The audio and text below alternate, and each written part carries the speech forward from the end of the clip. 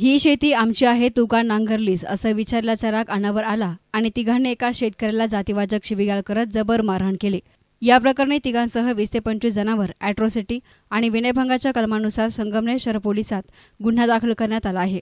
या प्रकरणी सविस्तर माहिती अशी की मागील वादाच्या कारणावरून अशोक शिंदे, साया शिंदे, बाळासाहेब बालोडे यांच्यासह 20 ते 25 जणांनी गोरख रुपवते आणि साक्षीदार यांना लोखंडी रॉडने जबर मारहाण केली होती। जमीन देऊन टाका असं तुम्हाला सांगितलं तरी देखील तुमच्या डोक्यात का येत नाही असं दरडावून म्हणत वरील 3 जणांसह 20 ते 25 जणांनी जातीवाचक अर्वाच्य भाषेमध्ये शिवीगाळ केली आणि गोरख रुपवते हे संगमनेर शहर पोलिसात फिर्याद देण्यात जात असताना वरील तिघांनी त्यांची गाडी रस्त्यामध्ये अडवत त्यांना लाथाबुक्क्यांनी मारहाण केली। या दोघांचे सुरू असणारे भांडण सोडवण्यासाठी त्यांची पत्नी आली असता तिच्याशी लज्जा उत्पन्न होईल असे वर्तन करत तिलाही जातीवाचक शिवीगाळ करत जबर मारहाण केली। तर या जखमींवर घुलेवाडीच्या ग्रामीण रुग्णालयामध्ये उपचार सुरू आहेत। याविषयी गोरख रुपवते यांच्या फिर्यादीवरून संगमनेर शहर पोलिसात वरील तिघांसह 20 ते 25 जणांच्या विरोधामध्ये अॅट्रॉसिटी विनयभंगाच्या कलमानुसार गुन्हा दाखल करण्यात आला आहे। तर याबाबतचा अधिक तपास पोलीस निरीक्षक भगवान मथुरे यांच्या मार्गदर्शनाखाली इतर पोलीस कर्मचारी तथा अधिकारी करत आहेत।